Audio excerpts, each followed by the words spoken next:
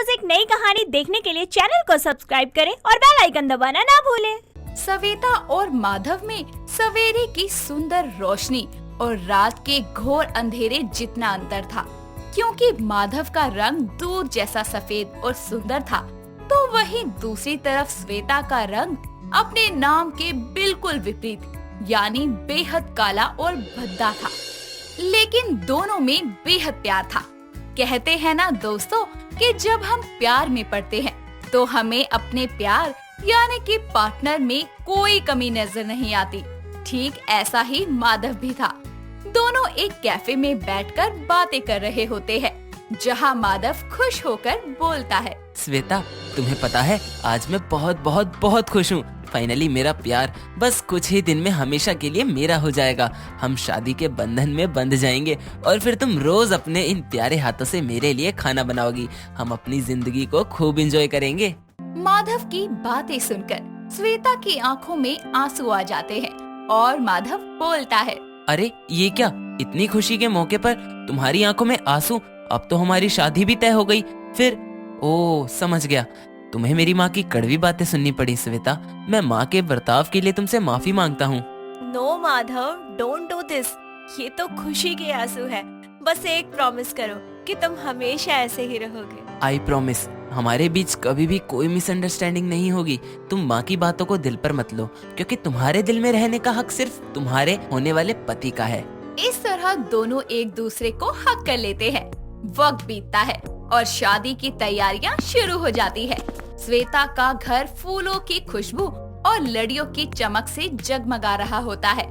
शादी में 4 चांद लग जाते हैं और थोड़ी ही देर में बारात के साथ शहनाई की गूंज दस्तक देती है। श्वेता की माँ अपने होने वाले दामाद का खुश होकर स्वागत करती है और उसकी आरती उतारती है। ये नजारा देखकर माधव की माँ शर्मिली बोलती है, ओह, देख माधव, तेरी सास सुंदर दामाद पाकर फूले नहीं समा रही। अपनी काली बेटी के लिए तेरे जैसा दामाद जो मिल रहा है इसे। माँ, आज कोई ड्रामा मत करना प्लीज, चुप हो जाओ। हाँ बेटा, अब तुझे तेरी माँ की बातें ड्रामा ही लगेंगी। एक तो तेरी खुशी के कारण ही मैं इस काली कलूटी से तेरी शादी करा रही हूँ, वरना इसके जैसी अमावस्या की रात को तो मैं अपने घर में नौकरानी भी न रखूँ।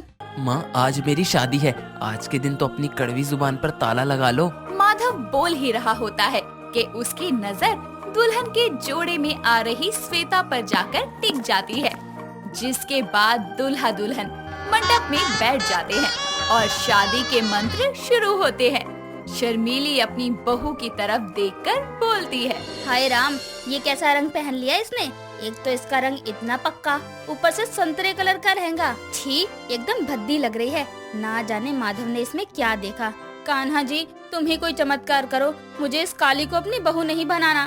थोड़ी ही देर में विवाह संपन्न हो जाता है और शर्मीले के अरमानों पर पानी फिर जाता है और उसे ये स्वीकार करना ही पड़ता है कि काले रंग वाली श्वेता उसकी बहू है और बारात दुल्हन के साथ उनके घर से विदा लेती है और श्वेता अपने ससुराल की चौखट पर आकर खड़ी होती है और शर्मीली उसका स्वागत करते हुए बोलती है, सुन मेरी काली कमली बहू, अपने काले काले पैरों से इस कलश को गिराकर अंदर आ जा।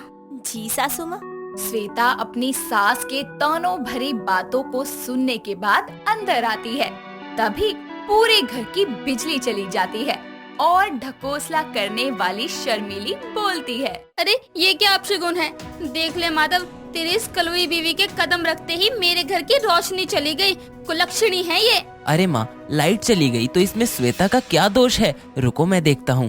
माधव जाकर मेन स्विच को देखता है, जहाँ स्विच नीचे की तरफ गिरा होता है और माधव जल्दी से स्विच को ऑन कर देता है, जिसके बाद घर में फिर से रोशनी आती है और शर्मीली अपनी बहू को कसूरवार ठहराते हुए बोलती है, शुक्र है कान्हा जी। अरे माँ, घर की एमसी गिर गई थी, इसीलिए लाइट चली गई थी। अरे बेटा, तू भी कुछ बोल, लेकिन मुझे पता है कि इसके शुभ कदम इस घर में पड़ते ही लाइट गई थी। और सुन, काली अंधेरी रात, अब इस आलते की थाली में पैर रखकर अंदर आ। जी सासू माँ। और हाँ, अच्छे से पैर डालियो इस आलते की थाली में, ताकि पूरे फर्श पर तेरे काले निशान की जगह लाल कदमों के निशान आए। इस तरह शर्मीली अपनी बहू के काले रंग के कारण गृह प्रवेश में उसे ताने देती है, जिसके बाद माधव उसे कमरे में लेकर जाता है और उसे बोलता है, I am really sorry Shweta. अरे तुम सॉरी क्यों बोल रहे हो?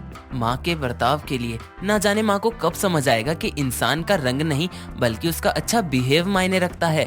इट्स ओके माधव, माँ जी अपनी जगह पर सही है। कैसे? क्योंकि हर माँ बाप चाहते हैं कि उनके बच्चे के साथ एक सुंदर बहू आए, लेकिन मैं तो बहुत काली हूँ, इसीलिए वो थोड़ा उखड़ी उखड़ी है। अरे कौन कहता है कि तुम सुंदर नहीं? मेरी नजरों से देखो कि तुम कितनी सुंदर और खास हो। माधव वो इसलिए क्योंकि तुम मुझसे बहुत प्यार करते हो। मैं चाहे जैसी भी हूँ तुम मुझे एक्सेप्ट कर लोगे, लेकिन कोई दूसरा तो नहीं करेगा ना, वो तो खामी निकालेगा। जो सूरत पर मरता है ना वो बेवकूफ होता है, क्योंकि चेहरे की सुंदरता गुजरते वक्त के साथ ढल जाती है, पर रिश्ता अच्छे स्वभाव और प्यार से चलता है। इस तरह दोनों अपनी शादी की रात को एंजॉय करते हैं।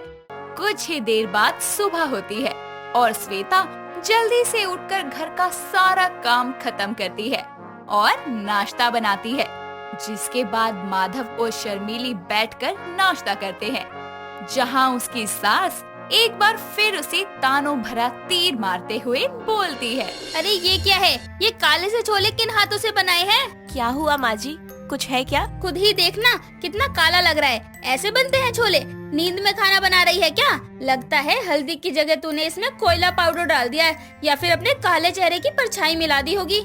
बस माँ बहुत हो गया। मैं देख रहा हूँ कि आप जानबूझ के हर बार श्वेता का मजाक बना रही हैं। वो कुछ नहीं बोल रही तो आप उसे ताने ही दोगी। हाँ हाँ बेटा, तू तो बोलेगा ही, मुझे पता है। इस काली नागिन ने तुझे मेरे खिलाफ अच्छे से भड़काया है।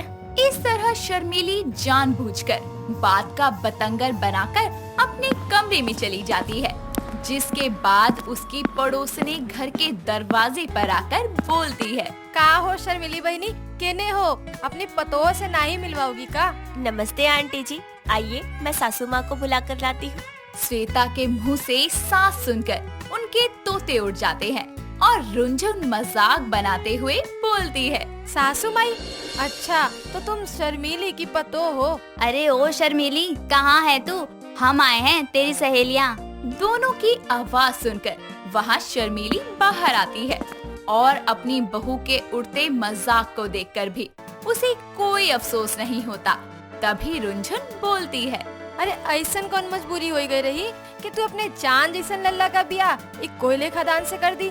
अरे रुंझुन, मैं तो ये सोच रही हूँ कि जब माधव इसके साथ कहीं जाने के लिए मोहल्ले से गुजरेगा तो लोग क्या बोलेंगे। अरे इहे बोली है कि ऊ देख, गली में हंस और कौआ के जोड़ी आवत है। वैसे एक बात तो हम भुला ही गए रहे कि शर्मिली को तो काला रंग से कितना नफरत रहे। हाँ शर्मिली, अब तो इस काली बहू को देखने की आदत कैसे डालेगी? बोलना शर्मिली, शर्मा मत। अपनी सास को ऐसे बुद्ध बनकर उनकी बातें सुनता देखकर श्वेता के सब्र का बांध टूट जाता है और वो बोलती है, हो गया आंटी जी आप दोनों का, तो आप उल्टे पाँव अपने घर वापस जा सकती हैं। और हाँ, आज के बाद दोबारा कभी मेरे घर आने की कोशिश भी मत करना। अरे मेरे ही घर में मेरे ही सामने आप मेरी सासू माँ का मजाक उड़ा रही हैं।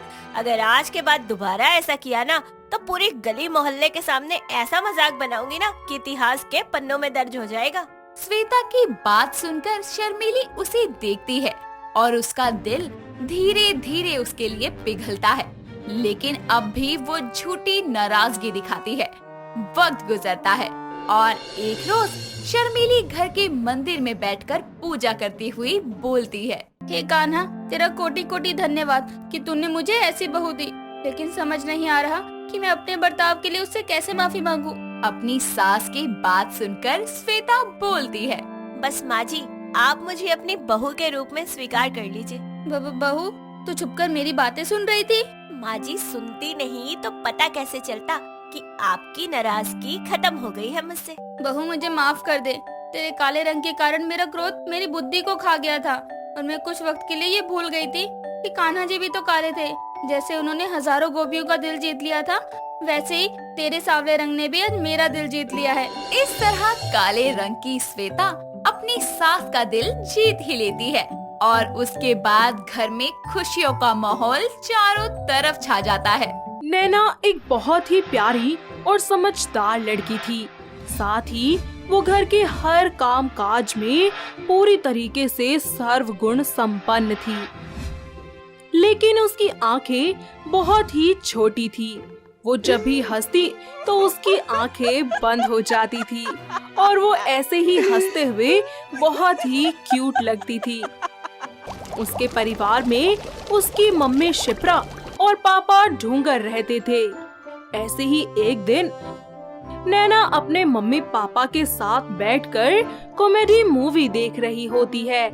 तभी नैना उस मूवी को देखते हुए बहुत ही ज्यादा हंसती है और ये देखकर उसके मम्मी पापा उससे बोलते हैं, देखिए ना नैना के पापा, हमारी बेटी कितनी खुश है और हंसते हुए कितनी प्यारी लगती है जब इसकी छोटी छोटी आंखें बंद हो जाती हैं। पापा देखिए ना, कितना फनी सीन है। मेरी तो हंसी ही नहीं रुक रही। हाय कितना मजा आ रहा है। हाँ लाडो, बहुत फनी सीन है। ऐसे ही समय बीतता जाता है। एक दिन नैना का हॉट चॉकलेट पीने का बहुत मन करता है। वो पास ही के सीसीडी में हॉट चॉकलेट पीने चली जाती है, जहाँ एक विराट नाम का लड़का उसके पास आता है और पूछता है, एक्सक्यूज मी, क्या मैं आपके साथ यहीं बैठ सकता हूँ? ओके, बैठ जाओ। थैंक्स। You most welcome. वैसे क्या मैं तुम्हारा नाम जान सकता हूँ? मैंने तुम्हें अपने साथ बैठने की परमिशन दी है, इन्वेस्टिगेशन करने की नहीं। Okay, cool down. इतना हाइपर होना सेहत के लिए अच्छा नहीं है। तभी वेटर आ जाता है और विराट उसे अपना ऑर्डर देकर कॉफी मंगवाता है। वेटर के चले जाने के बाद विराट के व्हाट्सएप पर एक जोक आता है, जिसे पढ़कर वो जोर जोर से हंसने लगता है और नैना उसे देखती है कि जब विराट हंसता है तो उसकी आंखें भी बिल्कुल छोटी हो जाती हैं और बंद हो जाती हैं। तभी अचानक नैना उससे कहती है, अरे यार, तुम तो बिल्कुल मेरी तरह हंसते हो। मतलब? देखो देखो, तुम्हारी भी आंखें ना मेरी आंखों की तरह बंद हो जाती है जब तुम हंसते हो। तो एकदम छोटी छोटी आंखें हैं तुम्हारी भी। मतलब तुम भी ऐसे हो? अरे यार, मतलब हम दोनों एक ही जैसे हैं। अच्छा, वैसे सॉरी, हाँ मैंने थोड़ा रूडली बात किया तुमसे। It's okay. कोई भी लड़की होती तो शायद ऐसे ही बोलती। By the way, my name is Virat. My name is नैना।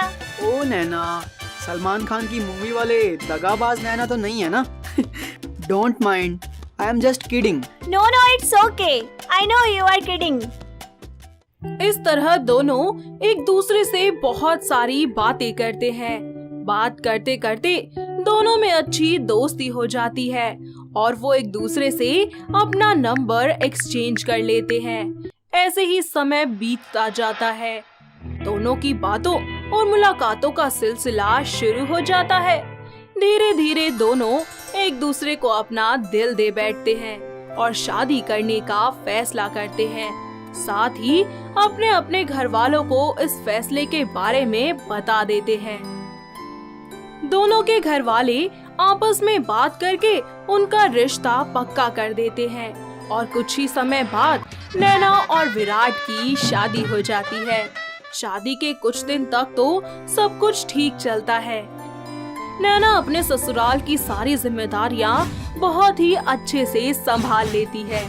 ऐसे ही एक दिन उसकी सास कमला उससे बोलती है, अरे ओ करमजली, किधर मर गई? अरे बेशरम, दोनों वक्त मिल रहे हैं। तेरी माँ जलाने आएगी क्या शाम का दीपक? आई माँ जी, बस चाय बना रही थी। अरे ओ नासपीटी, जरा जल्दी हाथ चलाया कर। हाँ हाँ माँ जी, जा रही हूँ। इस तरह वो मंदिर में शाम का दीपक जलाकर पूजा कर लेती है। ऐसे ही वक्त बीतता जाता है। नैना घर में पोछा लगा रही होती है कि तभी उसकी सास वहाँ आ जाती है और उसका पैर फिसल जाता है। साथ ही वो धड़ाम से गिर जाती है। माँ जी, आप तो फिसल गई। मर गई रे, मार डाला। इतना गीला पोछा कौन लगाता है कल मोही? बेशरम, हंसती है मुझे देखकर। माफ कीजिए माँ जी, आइए उठिए, मैं आपके पाँव में बाम लगा देती हूँ। और ये कैसे दांत फाड़ रही है तू? अपनी आंखें देखी हैं, अंदर ही धस जाती हैं सारी। माँ जी, मेरी आंखें तो बचपन से ही ऐसी हैं, छोटी, और जब हंसती हूँ तो बिल्कुल ही बंद हो जाती है। लगता है आंखें छोटी होने के साथ साथ कमजोर भी हैं। दिख ही नहीं रहा है कि मुझे चोट लग गई है। सॉरी ना माँ जी, प्लीज चलिए मैं आपको बाम लगा देती हूँ। ऐसे ही समय बीतता जाता है। उस दिन के बाद से कमला अपनी बहू को आंखें छोटी होने की वजह से बहुत ताने दिया करती थी, पर नैना अपनी सास की बातों का बिल्कुल बुरा नहीं मानती थी। एक दिन नैना रसोई में खाना बना रही होती है कि तभी उसकी सास बोलती है, अरे कितनी देर लगाएगी खाना बनाने में? आँख बंद करके तो खाना नहीं बना रही कहीं? क्यों माँ जी, आपके कहने का क्या मतलब है? हाँ, आपने अपने बेटे को देखा है, जब वो हंसता है तो उसकी भी आंखें बंद हो जाती हैं। अरे नालायक, तुझे शर्म नहीं आती क्या अपने ही पति का मजाक उड़ाते हुए? तो फिर माँ जी आपको भी शर्म आनी चाहिए अपनी बहू का मजाक बनाते हुए। तेरी ये मजाल, तू मुझसे जुबान लड़ा रही है। मैंने गलत क्या कहा था? कामगा मेरे चाटा मार दिया। इतने में विराट वहाँ आता है और ये सब कुछ देख लेता है। माँ, ये आप क्या कर रही हैं? आपने इस तरह नैना पर हाथ क्यों उठाया? वाह बेटा वाह, तूने मुझे हाथ उठाते हुए तो देख लिया, मगर ये नहीं देखा कि तेरी बीवी कैसे मुझसे जुबान लड़ा रही थी। विराट जी, माँ जी झूठ बोल रही है, मैंने कुछ नहीं बोला था। माँ जी ने मेरे मम्मी पापा के बारे में बोला और उल्टा मुझे ही सुना रही है। भला मैं क्यों सुनूं अपने मम्मी पापा के बारे में? देख, नहीं तो देख ही ले आज कि तेरी बीवी की जुबान कैसे कतर कतर कैंची की तरह चल रही है। तो माँ, इसने गलत क्या कहा? आपने इसके माता पिता के बारे में क्यों बोला? वो मैं बताती हूँ विराट जी, मेरी आंखें छोटी है ना, इसीलिए कह रही थी। छोटी आंखें? माँ, आपने इतनी सी बात के लिए नैना को इतना सुनाया? अरे उसके साथ ये सब किया? ऐसी आंखें तो माँ मेरी भी हैं, तो क्या आप मुझे भी ऐसा बोलेंगी? नहीं बेटा, ऐसी बात नहीं है। मुझे माफ कर दे बेटा, बहू तो भी मुझे माफ कर दे। मैंने तुझे पहचानने में देरी कर दी। मुझे अपनी गलती का एहसास हो गया है। मुझे तेरे माँ बाप को ऐसे नहीं बोलना चाहिए था बहू, मुझे माफ कर दे। कोई बात नहीं माँ जी, आपने मुझे अपना समझ लिया और आपको अपनी गलती का एहसास हो गया, यही बहुत है। बहू, तूने मुझे माफ तो कर दिया ना? माँ जी, भूल जाइए ना अब इन सारी बातों को और एक नए सिरे से शुरुआत करते हैं परिवार की। ऐसे ही वक्त बीतता रहता है।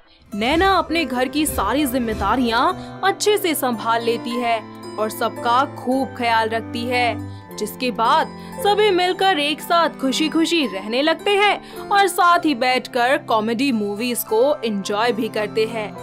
दोस्तों, अगर आपको ये कहानी पसंद आई तो इसे लाइक करें, शेयर करें और कमेंट करके बताएं कि कहानी में आपको सबसे अच्छा क्या लगा।